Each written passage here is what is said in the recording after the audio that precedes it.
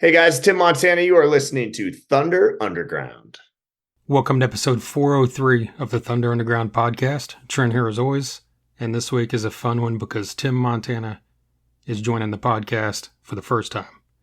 Tim Montana has a great new album out called Savage that I think many of you listening would love. You need to give this a shot, check it out. We're going to be talking to Tim about Savage, some other things going on in his career, and I'm also going to talk a bit about Rocklahoma because as of today, if you're listening to this the day it comes out, Rocklahoma starts tomorrow.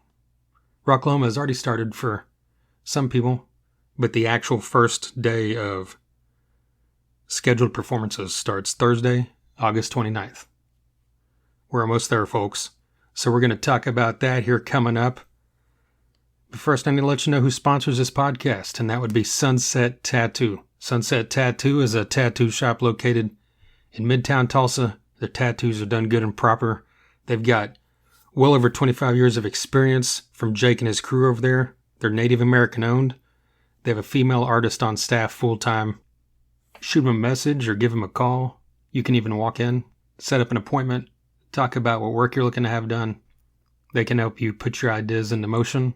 And of course, if you've already got an idea fully formed, they can do that for you as well. Right now, they're in the middle of their 6th anniversary celebration, and they're offering $60 tattoos. Of course, there's going to be some limitations of that, but also hit them up. Find out what you can get for that. Find out, everything you need to know by hitting up their socials. Sunset Tattoo Tulsa on both Instagram and Facebook. There's tons of photos there. I've had more than one tattoo done by Jake at Sunset Tattoo. I'm very happy with it. I'll have more work done in the future, and I believe you should too, so hit up Sunset Tattoo and let them know you heard about them right here on Thunder Underground. All right, our other sponsor is DEB Concerts. So what I'm going to do now is quickly tell you what DEB Concerts is and then kind of just roll this into the Rocklahoma preview part of this episode of the podcast because DEB Concerts, of course, has a major part in Rocklahoma every year. So DEB Concerts is a promoter based right here in the Tulsa area. They brought tons of great shows to downtown Tulsa, even to the arena level at the BOK Center, and they book the DEB concert stage every year at Rocklahoma. The stage at Rocklahoma that they book is also the stage that features the Thursday pre-party, the first rock and roll that you can hear, first live rock and roll that you can hear at Rocklahoma every year. You've got to have a pass for all 3 days. If you've got the 3-day pass, then you can show up Thursday, and the show kicks off at 7 p.m. with Tulsa's own Eyebolt. Eyebolt, of course, if you haven't heard of them, throwback band, young dudes, keeping the spirit of the 80s rock alive. If you're into that, I promise you'll dig these guys, and the rest of the night will follow suit. We've got Scarlet Rocks, Faster Pussycat, and then the night is headlined by the almighty Tom Kiefer. Of course, Tom Kiefer is well known from being the frontman of Cinderella. I've seen Tom Kiefer, whether it be solo or with Cinderella, many times in my life. I don't know, probably around 15 by now. And this is one of those guys that, never ceases to amaze me with his shows. He's just, it's just a great show, and all his songs always resonate live. Songs like Night Songs and Nobody's Fool, Gypsy Road, all this stuff, just has so much power in it live. And he's one of those, even though he's well known and had big hits, he's extremely underrated in the grand scheme of musicianship. I believe, the guy is a not just talented frontman, but also guitarist, piano player, saxophone player, and he does all that stuff live as well. So be sure to check out Tom Kiefer if you never have, and if you have, I guarantee that you'll be there again as well, because just like me. All right, so, before I jump into these other days, maybe I should mention that DEB Concerts, their website is debconcerts.com. You can find them on Twitter and on Instagram and on Facebook at DEB Concerts. And the DEB Concert stage at Rocklahoma usually kicks off. It's the first stage to kick off early in the day, and then there'll be a gap. And then the headliner of the stage will usually play, in mid-evening before the final band or two on the Renegade stage, which is the second stage at Rocklahoma. But just kind of jumping into, running through this lineup, I will say, I'm not going to say I'm going to be brief because I know once I run through this, and go through all this, it's going to take a little bit of time. But when Jason and I started this podcast, and, for all the years that Jason and I did this together, we usually got a lot more in depth with this. Like we would spend full episodes on, Rocklahoma preview, Rocklahoma lineup announcement, reaction. And then, of course, Rocklahoma review after the fact. And, over the last few years, that's kind of changed some because Jason hasn't been to Rocklahoma in the last 2 or 3 years. And I, of course, don't really get to experience it in the way that I could, fully give anyone a real review, at least of the performances, because I work the event and I work music festivals, all over the country on a full-time basis. So I get the chance to go in there and usually see, 1 or 2 bands each day. And I usually just cherry pick bands that I don't get the opportunity to see. And I'm going to mention at least one of those here coming up on Sunday's lineup. So with that being said, in our preview and our review was always very, as you would expect, this is a podcast. This isn't like, here's a bunch of facts, run with it. This is just, here's a bunch of opinions, run with it. So when I'm giving you a preview, if I skip a band you like, that's probably because I don't care, and no offense. I guarantee that I like a lot of stuff that you don't care about. And I try to keep the negativity out, of course, but there are bands I don't like that I might say, skip. And bands that I do like that you might not like. Winger is on Sunday right in the damn middle of a bunch of amazing metal like Lamb of God and Mastodon. And I think that's fucking great because I love Mastodon and I love Winger. And I'm sure there's many of you that feel the same way. Many of you that don't. That's the great thing about, music festivals or Rocklahoma in general. So as we kick off on Friday, the first full day of rock and roll at Rocklahoma, this thing will be kicked off by none other than the greatest band on this bill to kick this show off. Why? Because I feel like when you come out to a show like this, you come out here ready to go. Oh, it's Friday. I'm going to see Avenged Sevenfold. Maybe you love The Warning. Maybe you're a big fan of Wage War, Evanescence. You're super pumped. But then there's always going to be a few bands there in the middle, or a band here or there that you might discover. So what you need to discover is that at 11:30 on Friday at the DEB concert stage, Dime Store Riot will kick this thing off. Dime Store Riot has been on this podcast before. That's something else I didn't mention. I counted yesterday and didn't relook. I think it was like maybe 8 bands on the bill this year. I've had members on this podcast in the past. Dime Store Riot has been on as a full band a little over a year ago. And then they've been on many, many times, separately in other entities because they all came from different bands in the Oklahoma area. CJ McClellan, is the guitarist of Dime Store Riot, has been on this podcast. I believe more than anyone. I believe him and Damon Johnson of Brother Kane and now Leonard Skinner. Of course, he's played with Alice Cooper and tons of other great artists. I believe they're tied for the top spot at like 7 or 8.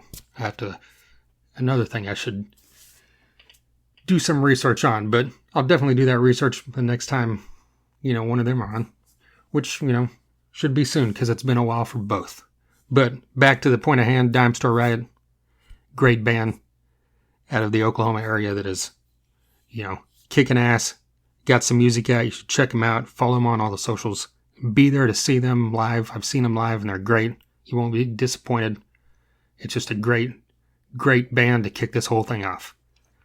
Shortly after them will be Enough's Enough. If you're a fan of old school rock and you came from the era of the beginning of Rocklahoma, when we had to go out there in July when it was like 105 degrees and band started at like 10 a.m. and it was blasting hot all day, Enough's Enough was there, and hey, they're back. Another great live band, which I believe that CJ from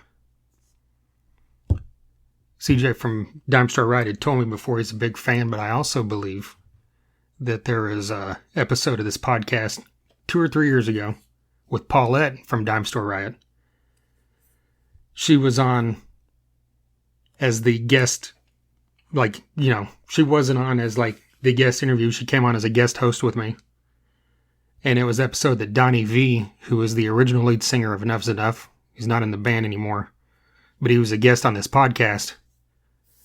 And Paulette told a great story about Enough's Enough from Rocklahoma in the first or second, whatever year it was, her experience with Enough's Enough. So, I'm not going to give you an abridged version of that story.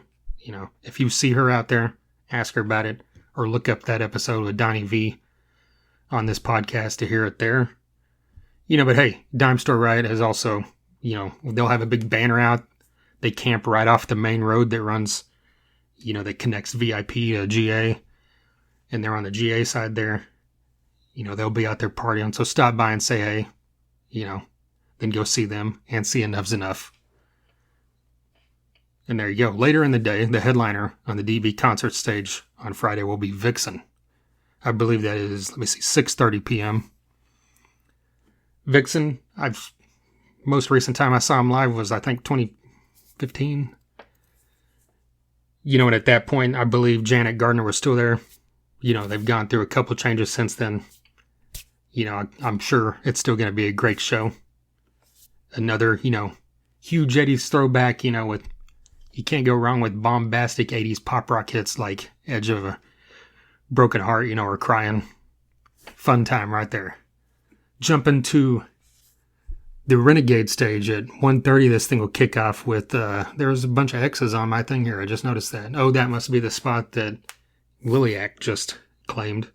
Rocklahoma, unfortunately, Cold Chamber was meant to perform and had to drop out because of the vocalist of Cold Chamber, Des Fafara, has some major medical issues going on.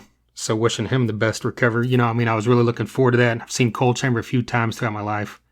Devil Driver a couple times. Love Des. So, best wishes to him on his recovery. But Rocklahoma put out a thing, and they had, on Facebook saying, hey, what unsigned band would you like to see perform? Because, this was like a week's notice, so you're not going to be able to get, very many touring artists on that short of a notice. So it was kind of a cool idea, and they did it, and there was apparently thousands and thousands of responses. Tons of great bands mentioned in there, but Liliac won this, so they get the shot to kick off the Renegade stage for the full festival. They'll be followed on the Renegade stage throughout the rest of the day by Eva Under Fire, Holy Wars, Sleep Theory, Kim Dracula, and capped off on that stage by Wage War. Kim Dracula, by the way, is a great name. Every time I see that name on a lineup or anywhere, I'm just like, you know what? That's great. I'll be 100% honest. I have not checked that band out or that artist out, so I definitely need to. But Wage War, if you have not seen them, great band. They put out an album their newest album was just back in June. Very cool. I know this is a band that, has really gained a lot of traction over the past year or two. So excited to see that, that they're getting a headline slot on a second stage like that. Jumping on the main stage on Friday, that'll be kicked off earlier in the day at 3 by Tim Montana. Guess what? You're going to hear more about Tim Montana here coming up in just a bit. Why? Because, as you heard at the beginning, as you saw in the title of this podcast, Tim Montana is this week's guest. So, won't go too deep into that. I'll talk that a little bit more, right before the interview starts.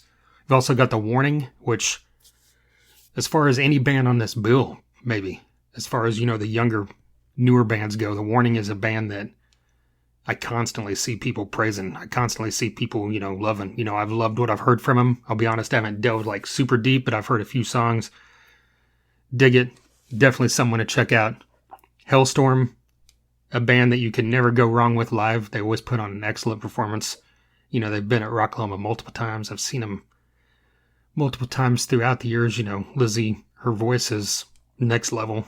She's a a rock star through and through. That whole band is. RJ, the drummer, has been on this podcast before. That was an absolute blast. You know, I've had the chance to work with them at other festivals. Great people. So you all know Hellstorm. Evanescence. You all know Evanescence. That's all I need to say.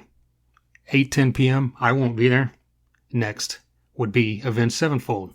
Avenged Sevenfold is, you know, one of the last remaining headline, you know, level hard rock or metal bands that haven't ever played Rocklahoma. I mean, there's Foo Fighters, there's a couple others out there, but, you know, Avenged Sevenfold was one of those bands I was always surprised every year. Like, I can't believe Avenged Sevenfold hasn't headlined this yet. So here we are. We finally got, I mean, every year, you know, we get, it seems like at least one new one. You know, Slipknot had never played until a couple years ago, and they're back.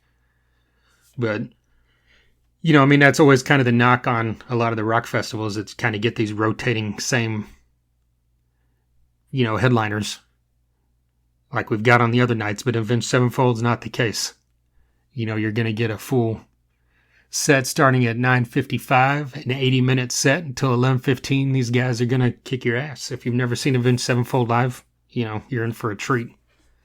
Absolutely. You know,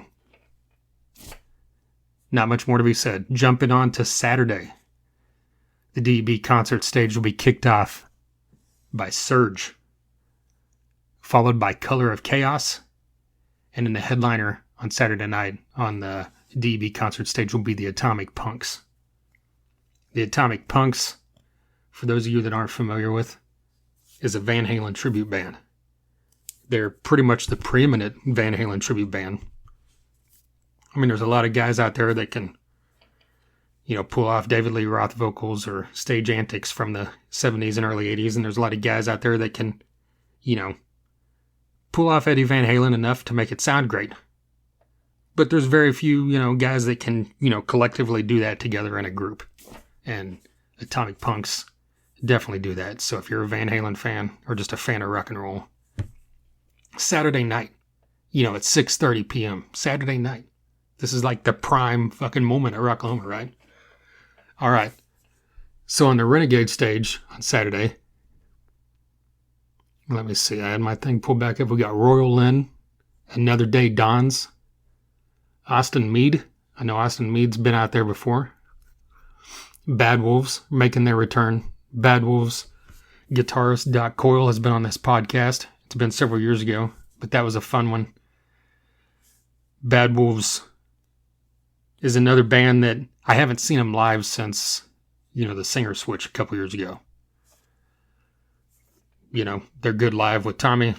I've seen video clips of them with that. Great live. You know, it's just, if you like Bad Wolves, I'm pretty sure you're going to like them live. Pop Evil would definitely fall right into that, you know, same category. The Pop Evil this is the 17th Rocklahoma. Pop Evil, I think, has been at 16 and a half of them now, you know, but okay. Jokes aside, you know, people always talk about Jackal having been at Rocklahoma all these times. I'm pretty sure Pop Evil has been there as many times, if not more than Jackal by now. I could be totally wrong, but it just seems like they're on the bill, if not every year. Definitely every other year, but not, you know, not saying that negatively, you know.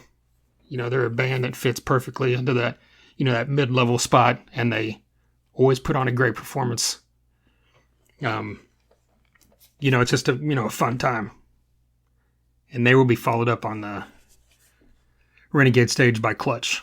Clutch has had two members on this podcast in the past, Tim Salt and Neil Fallon. Neil Fallon, I believe, is one of the greatest frontmen in rock. He is one of the greatest rock and roll lyricists in history, in my opinion.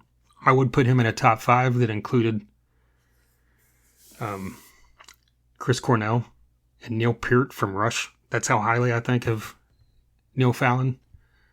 Clutch, you know, most anybody listening to this knows, but in case you don't, I mean, this is, when it comes to this entire lineup, I don't know who you could stack up against Clutch that is consistently great, no matter what.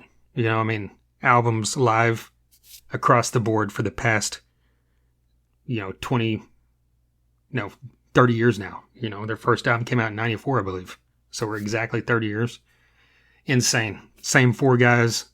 Just one of the best bands in rock and roll, period. So if you miss Clutch, I don't know what to say. I just say that it's just one of those bands that even if you don't love, I think people still have a respect for. You don't hear a lot of negative. I know there's people out. I know there's one person, I'll call him out, Luke Nagel, has talked shit on Clutch in the past. I don't know where I'm going with that, just to throw that out there. So all those Clutch fans, when you see Luke Nagel, just tell him, you're fucking wrong. But all right, so on the main stage on Saturday, we've got Des Rock's Bad Flower. I saw Bad Flower live at a show a few years ago in San Diego. And they're a band that really, just jumped out to me the first time I heard them when that first album came out. They've got such a 90s kind of vibe to them, but done very, not dated sounding. And they, just look, another band to look forward to seeing. Followed by Skillet. Last time Skillet was there, I believe was the year before last, and they were, I believe, headlining the Renegade stage, but they're here on the main stage this year. Another band that's played a few times out there throughout the years. John Cooper, the vocalist of Skillet, has been on this podcast before. They're a band that, I've, throughout my history, I could always take or leave, but I know that they're a good live band. They've had songs that I've loved, songs that I could care less about, but definitely check them out, if you're a fan at all. A Day to Remember, same thing, another band that I know is good live. I've seen them before, but I've just never truly gotten heavily into them, but they're in that prime spot Saturday night at 8 p.m. where everybody's just, lubed up and ready to go, right? Liquored up, weeded up, whatever it is, your party atmosphere is out there. You're at that prime point, 8 p.m. on Saturday night. You get an hour set from A Day to Remember. And then the night will be capped off by the headline set from Disturbed. 75 minutes of Disturbed. They played Rocklahoma a few times. They're a band I've always liked. I'm just kind of at the point now where I'm kind of like, I don't, if I see them, great. If I don't, great. No disrespect. They're always good. But I'm just, I like all their music. But it's just kind of at a point now where I've seen them enough, heard them enough, where it just doesn't excite me the same way as seeing Avenged Sevenfold or Slipknot or Clutch. Or who else have I mentioned? Dime Store Riot. Or a couple bands coming up. Jumping into Sunday. The DEB concert stage will be kicked off by 10 Cent Revenge at 11:30. Followed by Raven's Bouquet. Or no, hold it. Excuse me. Raven's Banquet. That's a band I'm not familiar with, so I apologize if anyone affiliated with that band just heard me say bouquet. Raven's Banquet. That's a cool name. Dig it. And then later that evening, 6:20, Winger will cap that stage off. I don't know what to say here. Winger, since I was a kid, absolutely love the band. Still love them to this day. Make no apologies, whatever the right word is. Don't care, So many people talk shit on the band back in the day. You still see it now on occasion.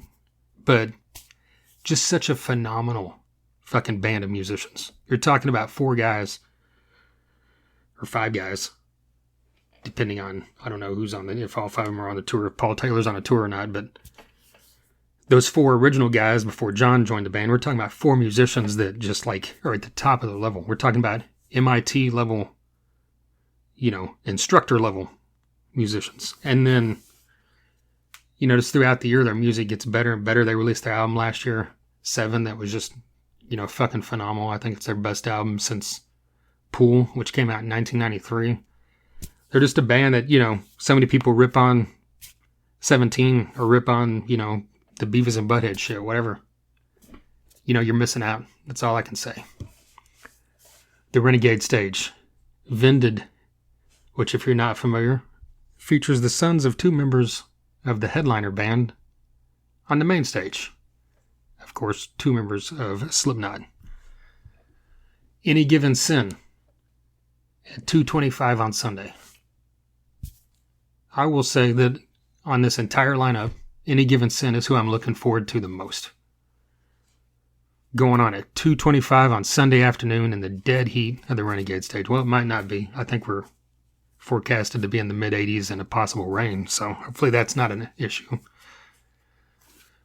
But Any Given Sin is a band that, they've been around several years. But in my world,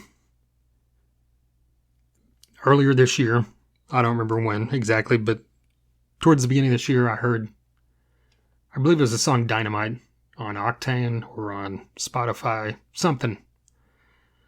And just thought, holy shit, I'm going to check this out. And I pulled up their album that came out last year, and start to finish, I absolutely love this thing.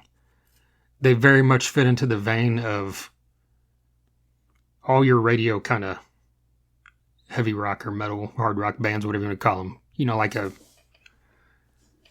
bands I've mentioned, like Pop Evil or Wage War or, Saul, Skillet. What I'm talking, Bad Wolves. Just that radio kind of rock metal stuff. They fit squarely into that. And there's at times his voice sounds like Brent Smith from Shinedown. But I believe that they take elements from a lot of these different bands and combine it into making like a perfect slab of that genre of rock. I absolutely love what these guys do. Just super excited to see them live and see if they pull this off live, just like they do on record. The rest of the day on the Renegade stage will feature Set It Off, The Plot in You, Giovanni and the Hired Guns, which is great. If you have not seen Giovanni and the Hired Guns, definitely do that. And then Nothing More will headline the Renegade stage. Nothing More has been kind of one of those critical and fan, darling bands for several years now.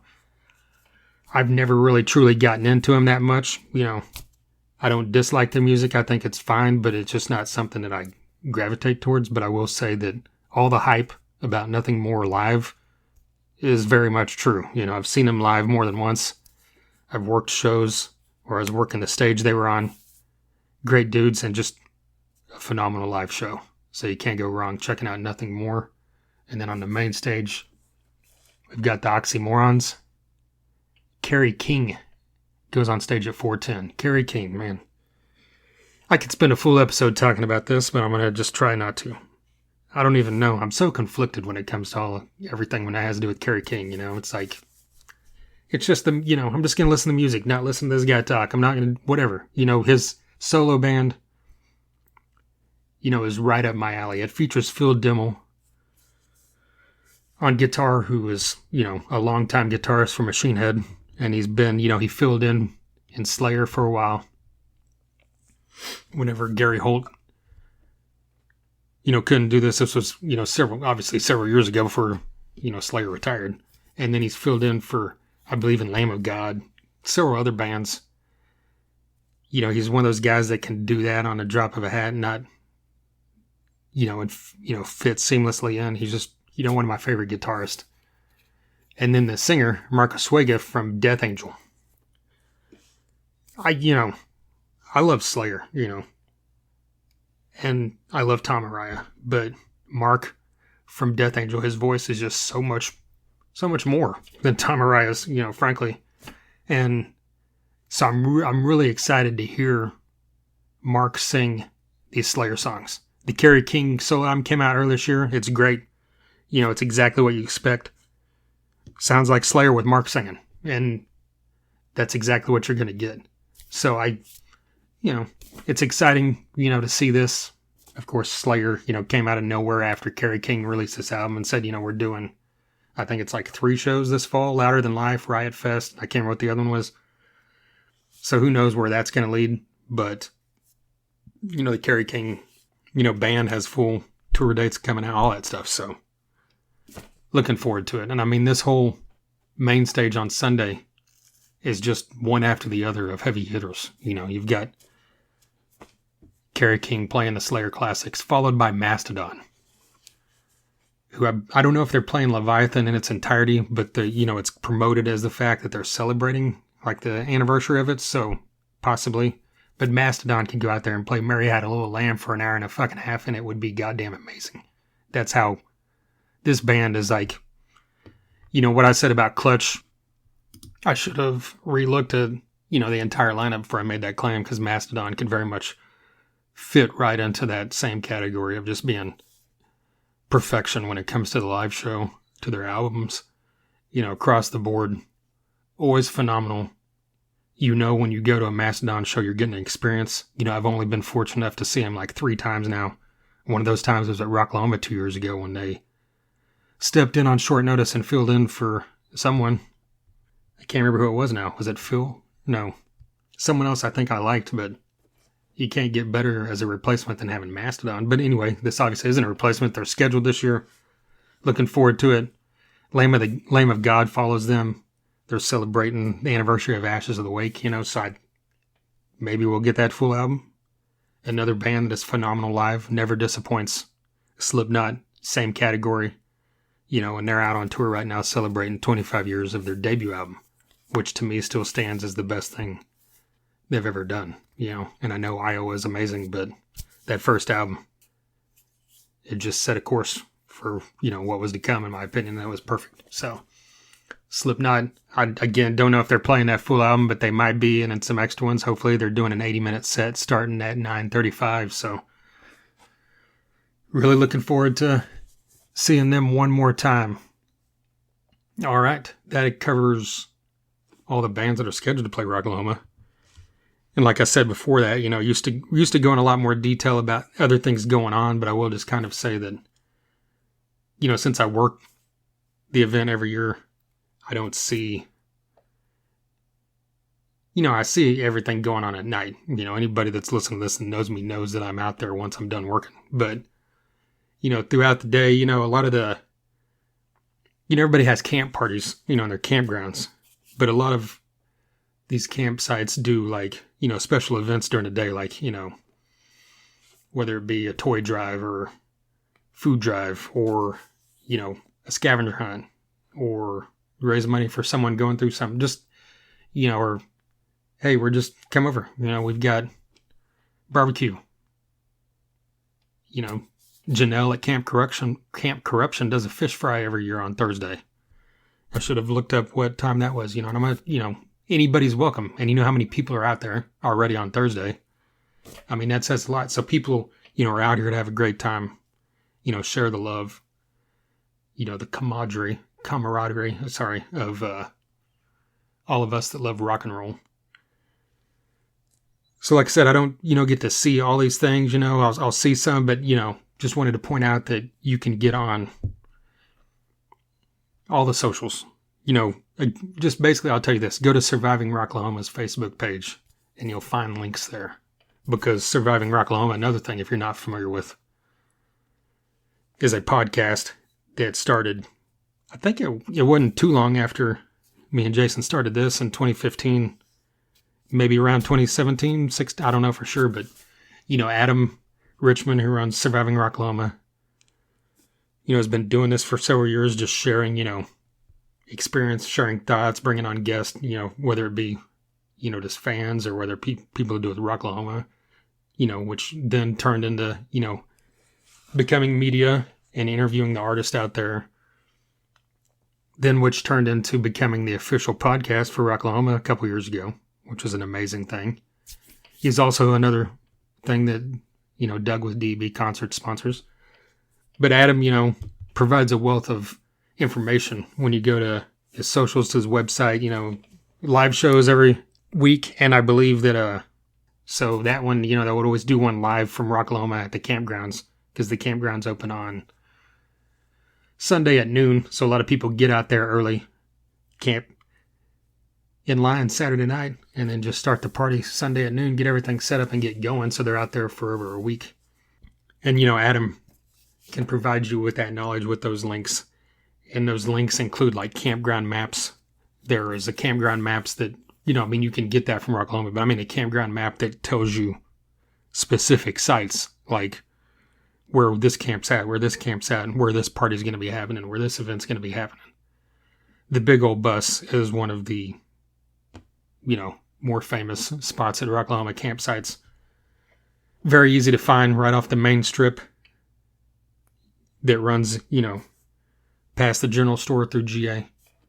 And they Thursday night, after the pre-party show inside, I believe starting at 11, they're having a party. They're supposed to have a couple artists performing. I believe the Rocklahoma Bitches will be out there giving away swag, getting people hyped up, all that great stuff. And of course, the big old bus. You never know what you're going to see. That's the great thing about many of these Rocklahoma parties. If you haven't been or you haven't delved into the campgrounds, you're missing out on a lot. That's all I can say. As a rock and roll vet here, a Rocklahoma vet of 17 years now. This will be my 17th one. I've been to every Rocklahoma.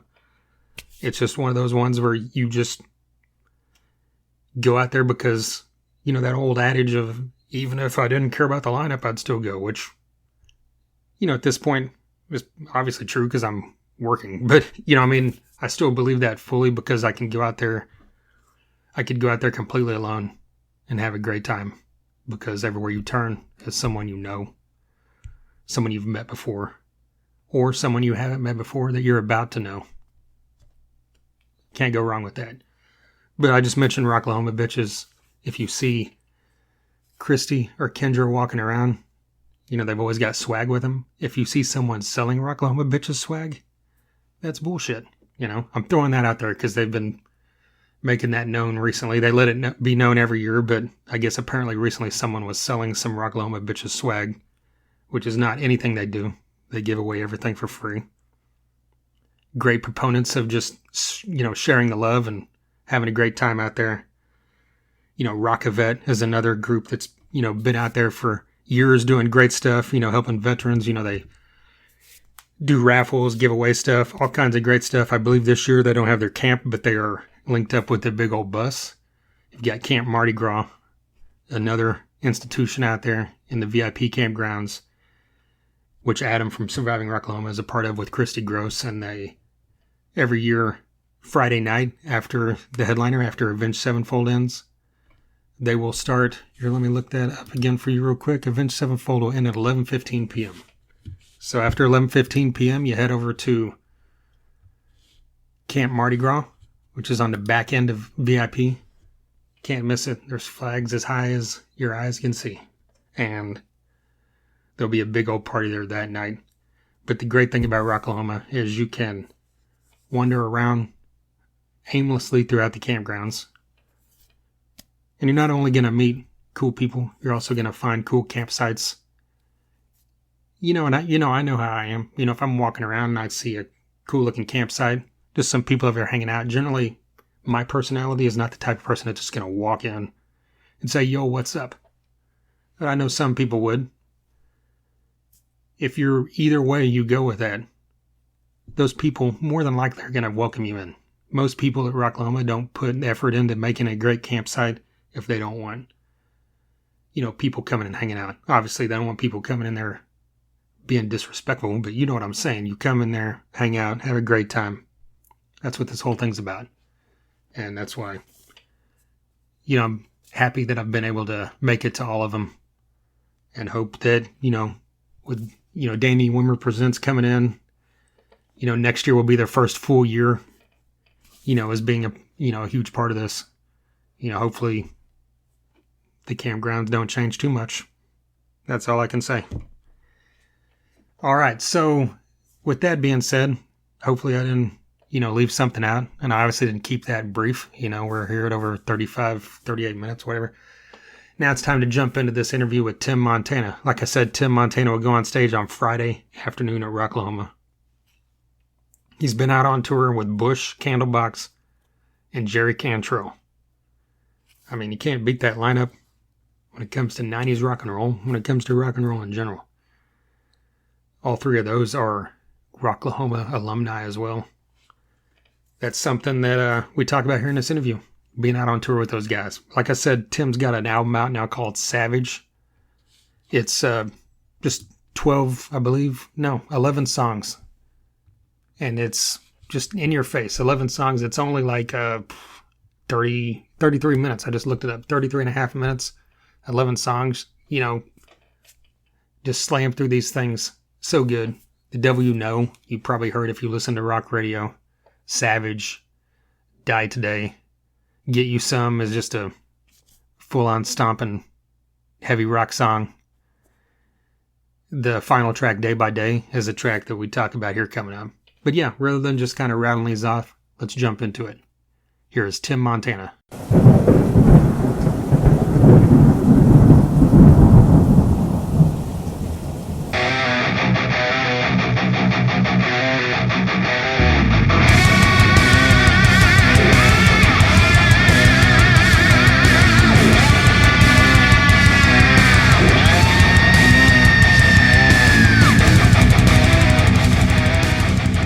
Savage has been out almost a month now. What's the response been like from fans and everything that you've heard so far?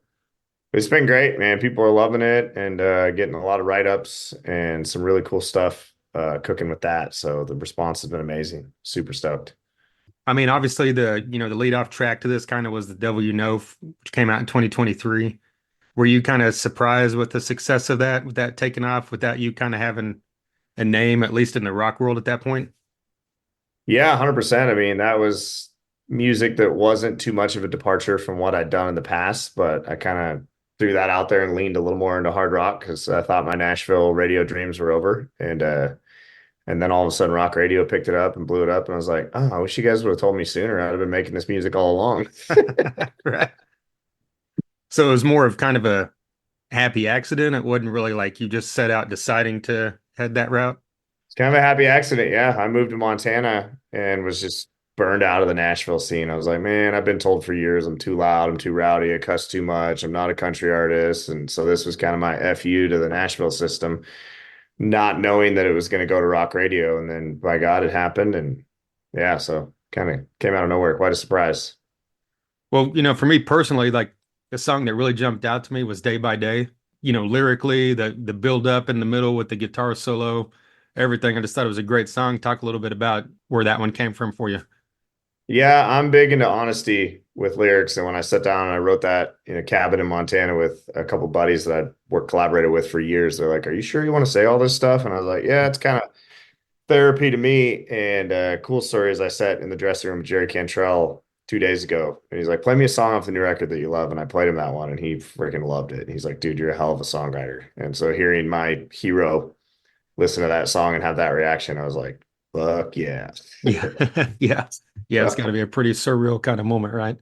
Yeah. So that's a very personal, emotional song, but I had to get it out. So I kind of looking up, I couldn't find exact specific, but am I right in the fact that Micah Wilshire produced this full album? Yep. Okay. Yep. Yeah. Micah lives right up the street from me and he came from the film and TV world. And he lives like literally 4 houses up from my house in Nashville. And he'd walk his dogs in front of my house. And I'd see this dude all the time with Boston Terriers. And I'm like, I grew up with Boston Terriers. And lo and behold, we got a write scheduled. And it was really easy because I just walked to his studio and he has 2 daughters and I have 4 kids. So our daughters are best friends. And so we would just set up a little like daycare center at his house. And we went into a tough shed behind his house and recorded all this. So it was very natural. A lot of people are like, ooh, did you have a big producer and a huge studio? And I'm like, no, I had a dude up the road and it made it even cooler because we're just like musical brothers. And I've always liked the underdog thing, because I've always been an underdog and Micah's finally starting to blow up. He just got nominated for a top songwriter of the year award in Nashville. And it's pretty cool seeing this guy take this rise that he's so deserving of. So. Yeah, I was looking through his credits, and there's tons of experience, but there's not much in the rock world. So what was it that kind of thought that he'd be kind of the right guy for you for this, other than just the easy working, Anywhere my brain went, he'd go there. And I'm like, let's go heavy. And then he'd be like, let's go heavy. And I'm like, should we hire a session player on this? And he's like, no, you should play guitar, dude. So him and I did all the guitar except for one track that Chris Shiflett guested on for a solo. So he's doing film and TV. That dude can play any genre. You want dark metal sounding stuff? No problem. You want jazz music? No problem. Like he is that well versed of a musician that genre is nothing to him. He's like, oh, you want a bluegrass song? Easy. Give me 4 minutes. He's that guy. Like wow. Music oozes out of him. So, him and I could do an opera record next. You never know. Right. I'll look forward to that for sure. Which I didn't know that about Shiflett. Which song is he on? He's on Die Today. Okay. Yeah. Very cool. Another thing that just kind of, immediately jumped out to me is like the majority, almost every song on here, is like short, precise, to the point. right around 3 minutes. Was that kind of like a goal you set out to do, or is that just kind of how your songwriting naturally happens?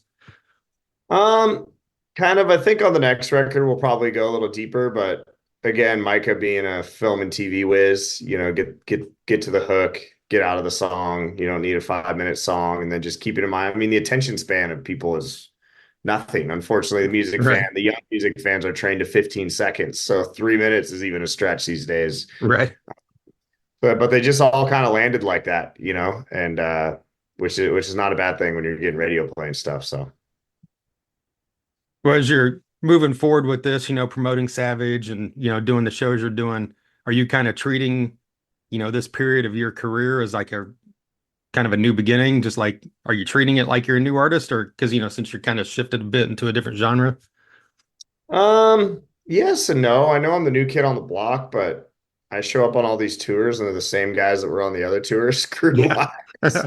And even like Bush's merch guys, like I worked with Tim like 10 years ago. So it is genres mean less to musicians than they do to, suits and fans, right? Like same dudes that are on the country festivals are probably working the rock festivals, not musician wise, but crew wise. Right. So a lot of it's just showing up back at school, just in a little bit of a different class. And like I said, it's something that's always been in my back pocket. If you go back to my record, Tim Montana and the Shrednecks, like we were hitting on this stuff years ago, but I just didn't have a lane. I was stuck in that Nashville system. I turned that in, and everybody looked at me like, "What the hell is this? Are you doing a rock record?" And I'm like, "Yeah, I've kind of always been that guy. I grew up on grunge in the woods. So now that there's a lane, it's definitely went back to first base, but I can see home base from here, where in the kind of outlaw country rock space, I got to second base, but I didn't know if there was a third. Right. You're kind of stuck there, like, where do you go with this stuff? So, Well, I mean, I guess that's a good question. Where do you go with it? Like, is that something, do you look in the future thinking, this is the lane, this is my lane now? Or is this something yeah, that'll just kind of whatever you feel at that moment? Do you think you'll shift back towards the country style rock at any point? Or I don't, it's hard to say. Like, rock and roll embraced me so fast. And again, I had a lot of friends there that knew about me. And if you look at my inner circle of musician friends, Billy Gibbons, Dave Grohl, Kid Rock, there's maybe a reason that they're not country stars, right? yeah. Those guys that kind of embraced me and took me in. So I'm going to stay. I'm not going to say I'm not going to do something weird down the road. I mean, everybody does. But I'm definitely going to stay the course on this one. So, I mean, do you have the same guys playing with you live that you did before you, went yeah. with Savage and everything? Okay. I mean, that's the thing is I had, my first variation of my Nashville band, I had OTEP's old drummer, and we were doing double kick and like blast beats on songs. So I mean, everyone's like, "Oh, what's it like to move over here?" I'm like, "No, I was just in the wrong genre for a long time, terrifying country audiences across the country." So it's kind of like I've always had a rock band that would just play different genre songs. And we even do hip hop in our set. We've got an Eminem cover, we've got a Tupac cover when we do our longer sets. So my guys are very, very versatile musicians, and we just turn the amps up a little bit louder. Is that something that you still, I mean, now that, you're, doing promoting Savage and everything, is your live set fully music from Savage or do you still play some of your older stuff? On these short opening sets, like with Bush, we're doing 25 minutes. It's all new stuff. Yeah. If we do a 90, we'll dive in and, we won't play any of the country stuff from the past. We'll just do the edgier stuff. Weed and Whiskey, His Beard Came Here to Party, Bonfire, all these songs that were pretty much rock songs. Whether you call it Southern rock or ZZ Top-esque stuff. So we work that in. And it's funny, like when my fans come out, they do get mad that I'm not playing mostly stoned. But I'm like, hey, I got a new record. So Why do you think it never like hit for you? Because I mean, that music's great. You've got guys like Shooter Jennings that always kind of, cross that line between, country and rock. Now you've got Hardy who's blown up.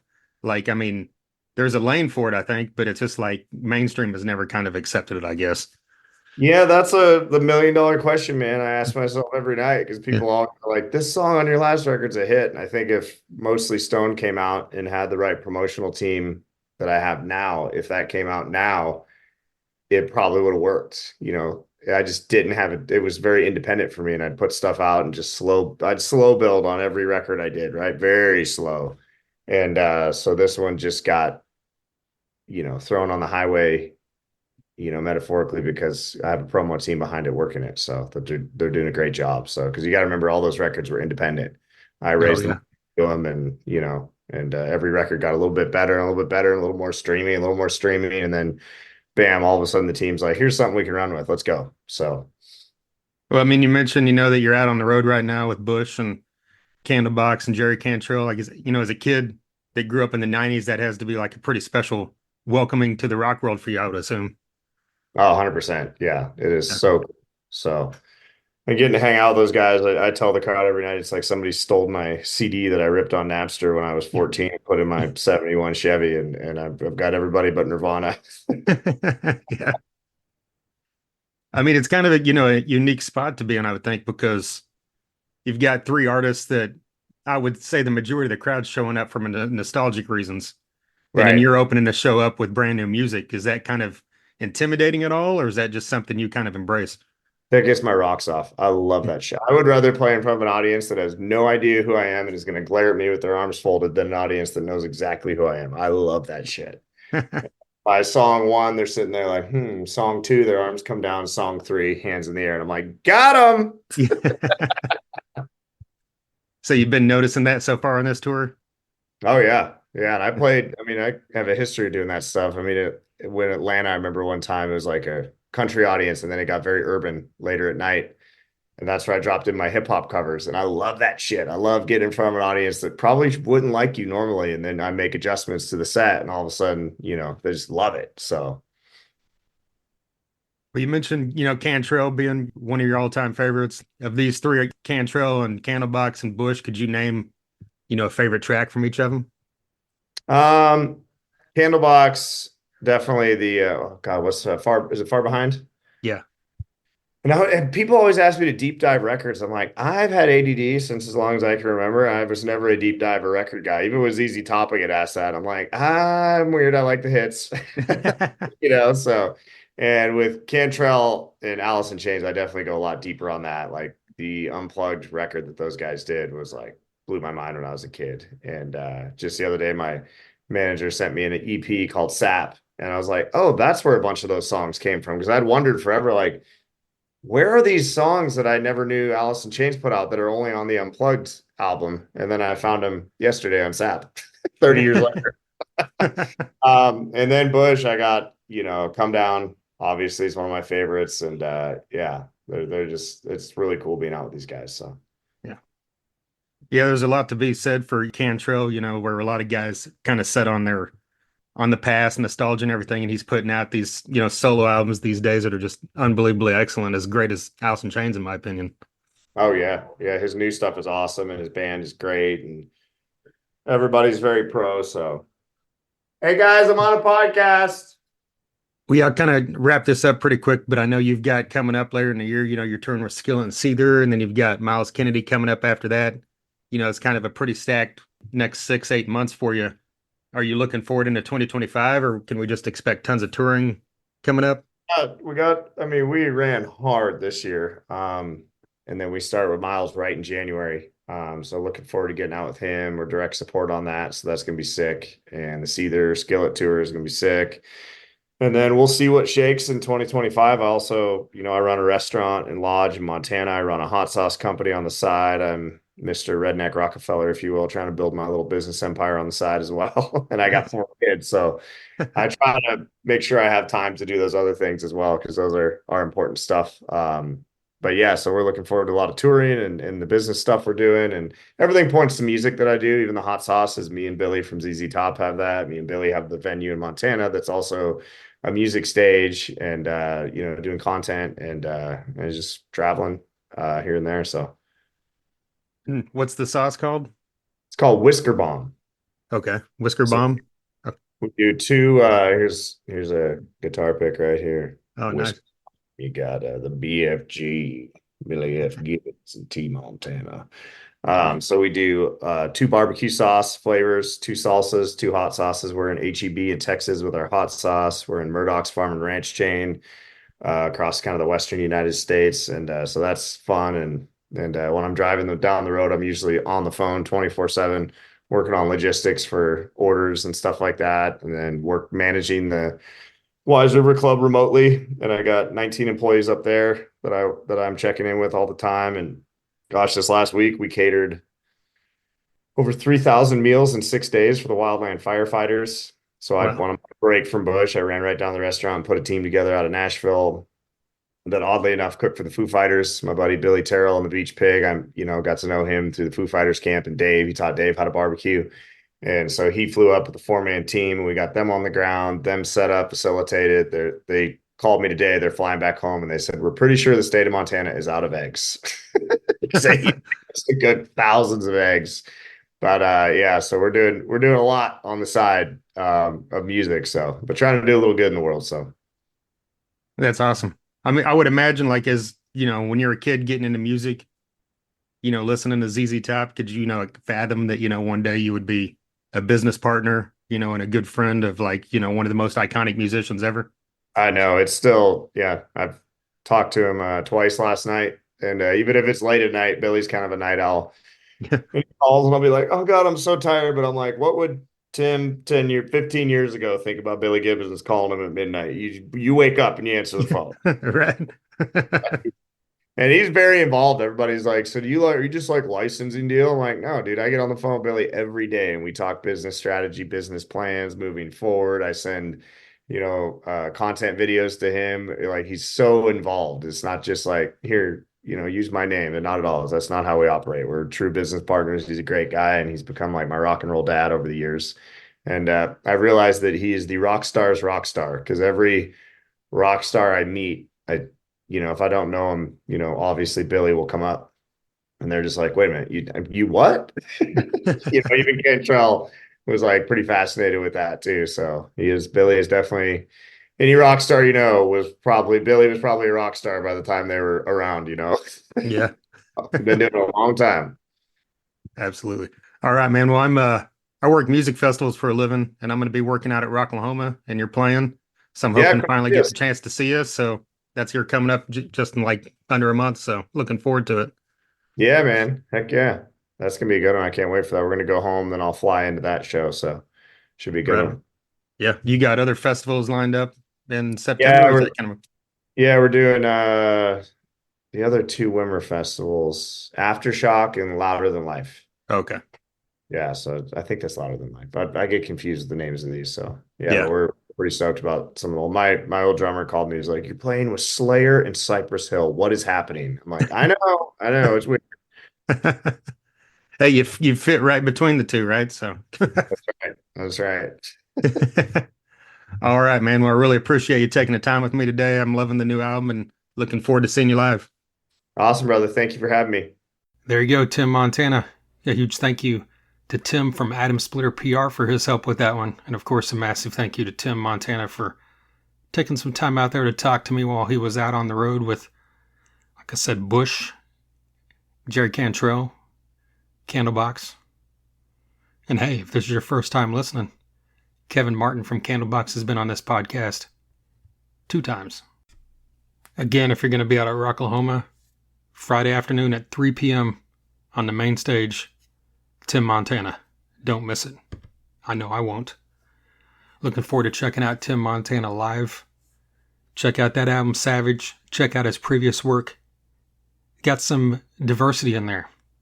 He's got a lot of country, music with rock elements. He's got a lot of, just other stuff that's got heavy elements mixed in. He did work with Billy Gibbons. He's got a great song called This Beard Is Here to Party. And then, he's had songs with Kid Rock, done all kinds of great stuff throughout his career. So we're looking forward to seeing him live finally. So again, check out Savage. And of course, let us know what you think. If this is your first time listening, like I said, 402 episodes previous to this one that you could check out. Very recently, had an episode with CJ Pierce from Drowning Pool, Mike Tramp from White Lion. Both those guys are former alumni of Rocklahoma. Also had on Keith Wallen of Breaking Benjamin. A while back, another alumni of Rocklahoma. I've had on guys from Seven Dust, Corrosion Conformity, Testament, Megadeth, Kiss, Guns N' Roses, Motley Crue, Whitesnake, Billy Idol, Hellstorm, Skillet. The list is great and long, people. I've had on guys from, death metal bands like the Black Dahlia Murder, down to guys like Vanilla Ice. So, as you can see, kind of spans the gamut here. All kinds of great stuff throughout the years that you can check out. TheThunderUnderground.com.